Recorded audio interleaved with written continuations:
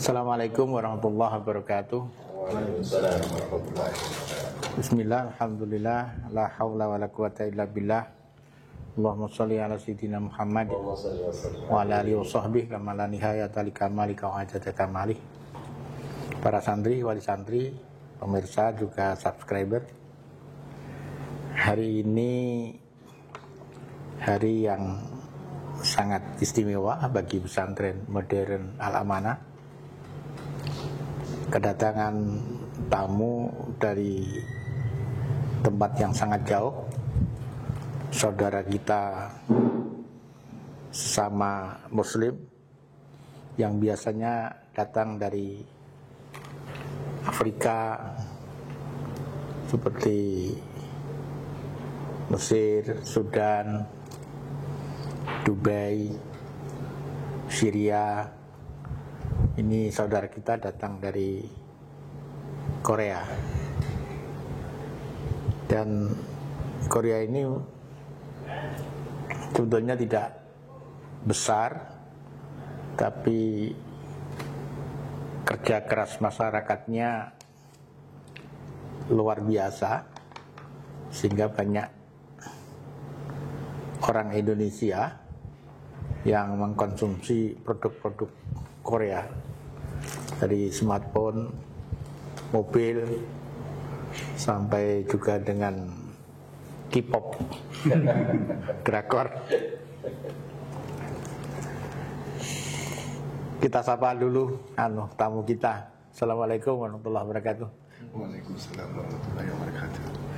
Ini yang asli Korea. Ya. Ini Bapak Abdul Salam Nuh. Beliau adalah Presiden Direktur Korea Muslim Federation. Ya. Kalau di dalam Indonesia mungkin Kementerian Agama. Selamat datang di Indonesia. Terima kasih. Kami berbahagia rawuh panjenengan. Moga-moga ini bukan kedatangan pertama dan terakhir. Jadi kedatangan pertama, nanti kedua, ketiga. Kalau di Indonesia pinarak di sini. Yang kedua, Bapak Sehona PhD. Beliau asli Indonesia, putra terbaik bangsa, kemudian menempuh pendidikan di Korea, yang sekarang beliau menjabat di sana Kepala Keagamaan Korea Muslim Federation. Selamat datang, Ustaz.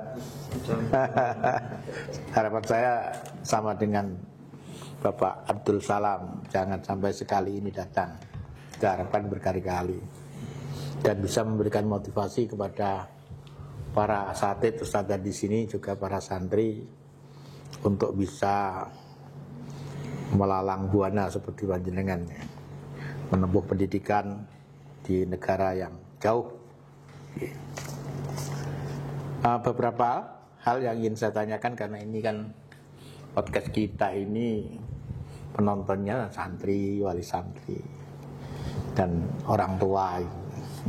Jadi pertanyaan kita itu sekitar masalah pendidikan di Korea, terutama pendidikan yang berkait dengan Islam di sana. Kalau memanggil gimana, Pak Abdul Salam atau Pak Abdul atau Pak Abdul Salam? Ya, Saya ingin bertanya, Pak, bagaimana ya pendidikan Islam di Korea? Kan di sana Islam minoritas, bagaimana? Di Korea Islam minoritas, ya. Tidak begitu banyak muslim di sana. Ya, di sana susah pendidikan. Ya, mesti sekarang coba mulai ya sekolah TK dan sekolah dasar. Ya, insyaallah ya, saya harap ini bantuan dari Indonesia seperti pondok ini ya, dan insyaallah bikin sampai universiti. Amin, amin. Kemudian yang menarik, panjenengan asli Korea. Kemudian mendapatkan pendidikan agama Islam dan tertarik agama Islam itu dari mana dulu? Yang paling menarik ini ya, nah Ikyuan. Panjang. Ceritanya panjang, singkat saja. Oke. Dari mana dulu? Ya, saya hanya main datang ke masjid Busan Al-Fatah Masjid yang saya di sekarang di tugas, hanya di sana main saja dengan satu ustaz dari Thailand. Dia aslinya orang Melayu. Ya, saya sering kali bertemu dia Di Korea. Ya, di Korea. Usia berapa waktu itu? Waktu itu saya hanya 20-an. Ya, beliau usia kira-kira 50-an. Ya, kadang-kadang saya mengunjungi beliau, ya ngobrol, main-main. Beliau mengajar bahasa Indonesia, bahasa Melayu. Nah, saya kira dia orang bagus sekali. Dia bisa contoh saya. Ya, saya tanya dia, saya mau orang baik seperti Anda.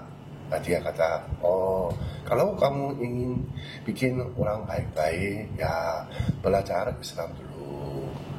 Sebelumnya dia tidak mengajar Islam, tidak apa-apa. Hanya dia kira begitu. Saya baik sekali kepada orang-orang lain. Ya, orang lain ikut dia. Ya, ini dia kata hadis, ini sunnah, sallallahu alaihi wasallam. Ya, akhir saya masuk Islam. Beliau nama Mustafa. Berapa tahun komunikasi yang intens dengan Ustadz Mustafa? Kira-kira satu tahun setengah. sudah lama, sudah lupa. Selamat ya. Itu Allah memberikan hidayah. Itu beliau kasih nama saya. Iya. Aslinya? Ya. Nama asli? Nama asli Nu Sei. Oh gitu, nama asli. Selamat jenengan mendapatkan hidayah karunia terbesar menurut orang Islam. Dan kita juga titip saudara-saudara kita diaspora Indonesia yang tinggal di Korea, mohon diopeni. Apa diopeni? Di apa? Diramut. Ampal diramut itu. Tapi kami berbahagia saudara-saudara kami beruntung hidup di sebuah negara yang memberikan ruang terbuka bagi tumbuh kembangnya agama Islam. Dengan kalau di tahun-tahun dulu masih hanya beberapa masjid, sekarang sudah 250 masjid, itu sudah sangat luar biasa. Yang kedua, saya ingin bertanya kepada saudara kita yang asli Indonesia dan kemudian menjadi tokoh di Korea sekaligus menempuh pendidikan S3 di Korea, Mas Sehona saja ya. Sehoni, tidak Sehona Khalil, bukan. Sehoni. Gimana kok dulu tertarik di S3 di Korea? Atau karena ada peluang atau ada impian? Saya pribadi pecinta belajar. Oh gitu. Saya pecinta sekolah. Saya cinta sekolah. Sampai di Korea saya bergabung dengan beliau. Langsung bergabung dengan beliau. Saya memang dulu langsung bekerja di beliau. Dengan agama ini saya bekerja di beliau. Kerjaan saya di awal-awal tidak begitu banyak. Tugas saya cuma hanya membangun kedekatan emosional dengan stakeholder yang ada di sana. Seperti kepolisian, intelijen, terus dubes, dubes dari banyak negara, mulai dari terutama Indonesia, Rusia, Jepang dan sebagainya. Nah, ternyata sampai di sana dalam perjalanannya saya kerepotan membangun kedekatan emosional dengan Korea sendiri. Saya tidak bisa baca bahasa Korea. Sedangkan orang Korea mohon izin itu sangat, kalau bahasa Koreanya itu istilahnya mututuk hada, itu orang Korea itu tertutup. Caranya menunjukkan bahwa dia tidak mampu untuk bicara bahasa Inggris itu, dia tidak mau berbicara itu. Jadi ditutupi dengan kewibawaannya gitu. Nah, ternyata saya harus bisa menyentuh mereka dengan bahasa Korea. Asli. Akhirnya kepolisian sana memberikan saya beasiswa untuk sekolah. Gitu. Kamu tidak pengen belajar bahasa, tidak pengen belajar, tidak pengen kuliah. Kalau ada beasiswanya saya mau. Gitu. Saya mau. Karena background saya memang pecinta tadi sekolah. Berarti kuliahnya kan nggak langsung niat dari rumah. Saya memang dari Indonesia sini langsung bergabung dengan. Oh, mungkin lewat komunikasi seperti ini ya? Dengan beliau. Dulu ada semacam. Ya juga begitu juga ada seleksinya. Oh, gitu ya. Jadi akhirnya saya bergabung itu saya kesempatannya dapat. Ya kebetulan saya masih belum begitu banyak aktivitas waktu itu, tidak terlalu banyak yang harus saya kerjakan. Jadi saya bisa untuk kuliah, jadi saya dibebaskan untuk tugas belajar di sana. Jadi saya melakukan pendidikan, saya tempuh itu pendidikan itu. Nah dari situ ternyata banyak manfaat yang saya dapatkan. Tidak hanya saya bisa berkomunikasi tatus prima dengan orang-orang Korea aslinya, ternyata orang-orang Indonesia ini banyak terbantu. Misalkan mereka sakit, mau ke rumah sakit, mohon maaf bahasa mereka itu boleh terbatas. Jadi mau ke rumah sakit tidak bisa, dan kita bantu. Terus kalau tidak sakit, misalkan kerja, gajinya itu dibayarnya gantungan, sifatnya nanti 6 bulan lagi baru dibayar. Nah selama 6 bulan ini makan apa? Nah itu saya ikut bantu untuk menerjemahkan itu, untuk gajinya. Luar biasa. Nah itu salah satunya manfaat dari. Jadi prosesnya dari situ. Para pemirsa, kita paling sulit untuk menumbuhkan minat bahasa. Ini dengan pengalaman Mas Sekhoni, kecuali beliau menguasai bahasa Inggris, bahasa Arab, tinggal di Korea, ternyata masih ada satu hal yang membuat ada kesenjangan komunikasi dengan penguasaan bahasa Korea yang beliau sinau sungguh-sungguh. Itu mendekatkan beliau dan banyak masalah bisa diselesaikan dengan komunikasi bahasa asli. Bantuan beliau. Terima kasih sekali lagi. Jadi kita switch beliau karena S2 beliau. Orang Korea terbiasa sekolah banyak, Pak. Oh gitu ya. Jadi beliau salah satu S2-nya itu ngambil jurusan bahasa di Malaysia. Jadi beliau belajar bahasa ke saya. Saya juga belajar. Iya. Kecuali kegiatan-kegiatannya sifatnya organisasi seperti ini, kegiatan yang lain apa? Misalkan. Nah, misalnya kegiatan di luar organisasi ini, kegiatan sosial yang lain, bisa. Tentu kalau kegiatan pengiriman mualaf. Jadi kalau Pak Yai tahu ada mualaf Korea, itu pasti dari kami. Oh gitu. Dimanapun itu. Mau yang terkenal sekalipun di Indonesia namanya Ayah Namu. Itu dapat dari kami rekomendasinya untuk datang ke Indonesia. Untuk sekolah dan sebagainya itu kami. Gitu ya. Tentunya kegiatannya. Terus kegiatan-kegiatan sosial seperti kayak gunung meletus di Semeru kemarin gitu, terus kemudian COVID itu kita bantu.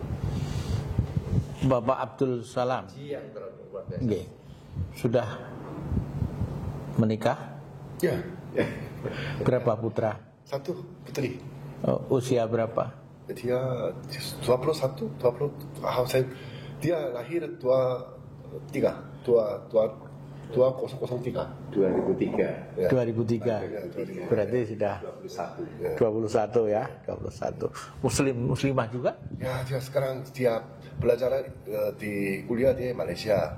Saya harap dia menjadi Muslim. Sampai sekarang dia hanya belajar saja. Masih belajar.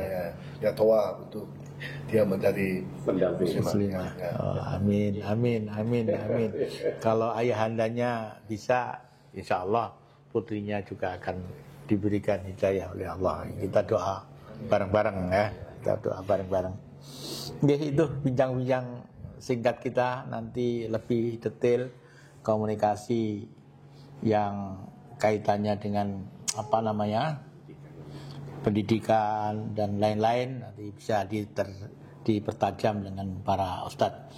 Para santri, wali santri, pemirsa juga subscriber, demikian bincang saya singkat dengan Bapak Abdul Salam, saudara kita dari Korea, dan sangat luar biasa berkenan rawuh juga kepada Ustadz Syekhoni yang berkenan mampir di tempat kita. Juga ada satu lagi Mas Gufron yang sekarang juga akan berangkat, sudah di sana. Terima kasih rawuhnya dan mohon maaf barangkali ada kekurangan di dalam kali memberikan penghormatan. Tapi saya percaya pertemuan yang tidak lama ini akan memotivasi kami, terutama cerita dari Ustadz Syekhoni tadi luar biasa, menginspirasi para santri untuk lebih cara berpikirnya bukan hanya Sidoarjo, bukan hanya Jawa Timur, tapi ya dunia.